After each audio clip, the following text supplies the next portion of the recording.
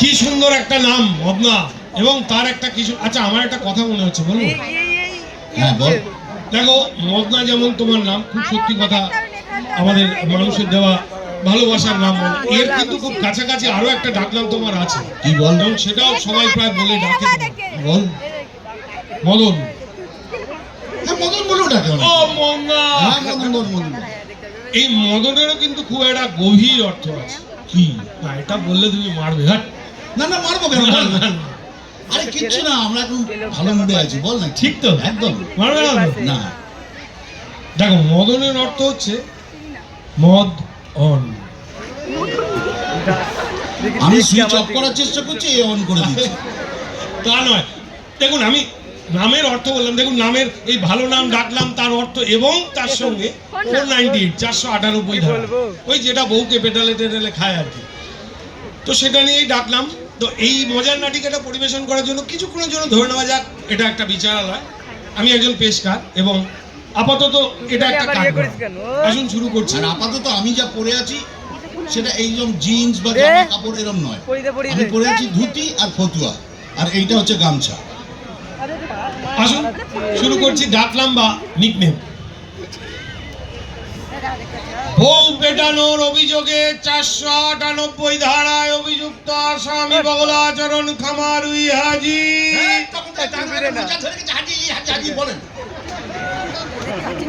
আপনার নাম? এটা এখনই হাত করে ডাকলেন তো? আমি কি বলে ডাকলাম আপনার জানার দরকার নেই, যেটা আপনাকে জিজ্ঞেস করা হচ্ছে একবার ভুল করেছি, এখন কোন মেপে মেপে পা ফেলতে চাই। আরে বাবা, গীতা কোনো মেয়ে নয়, গীতা একটা বইয়ের নাম।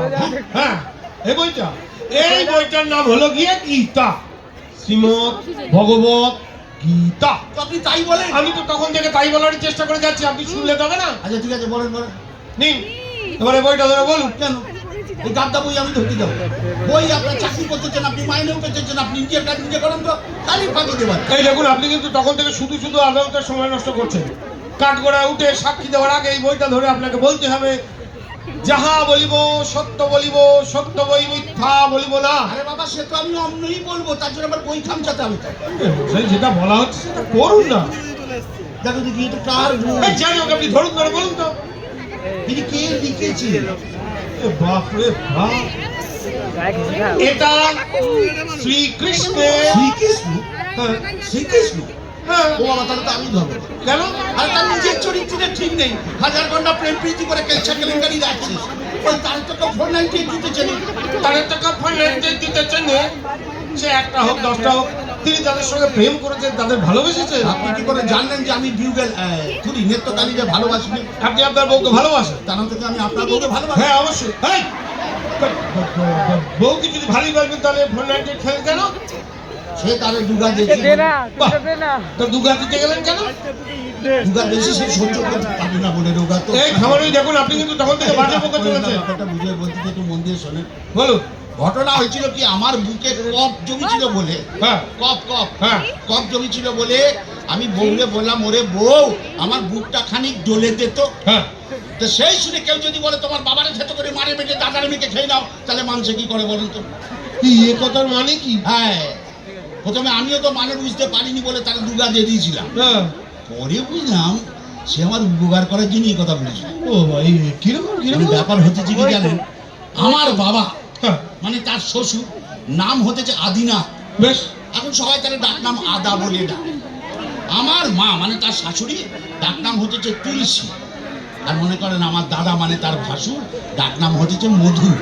এখন ধরেন বউ মানুষ একটা শ্বশুর শাশুড়ি ভাসুরের নাম নিতে পারে, তাই তো বলছিল তোমার বাবার থেকে করে মারে মেটে দাদার মেটে খেয়ে নাও আরাম পাবা। বুঝলাম, বুঝলেন তো? বুঝলাম। আমার মাকড়া শ্বশুরটা বললে না, ভালো করেছে, ভালো করেছে, খুব ভালো কাজ করেছে। কেলো যা যা করবে তা তো করেই ফেলেছে। নিশ্চয়ই বুঝতেও পারছেন। হ্যাঁ, ওই ভবিষ্যতে আরো বড় বড় কিছু কেলো হওয়ার আগে আপনার ওই বাবা মার দাদার ডাকনাম চটপট বলতে ফেলুন। আগে বেশ। হ্যাঁ, আপনি মান্যগণ্যের লোক, যেটা বলবেন না, না, একটা বাদ থাকতে হবে। কি বাদ থাকতে হবে? বিউগেল নৃত্যকালী। বিউগেল ঘুরতে বাঁচতে থাক, ওটা থামানোর চেষ্টা বৃথা। এই তো কথা, বউ বলে কথা, আমার ঘরে তো একটাই মাথা। বিউগেল রোজ বাজে। ওরে বাবা রে, ওরে কেউ থামাতে পারে।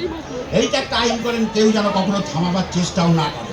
তাহলে ধরনী রসাতলে চলে যাবে। হ্যাঁ, ধন্যবাদ।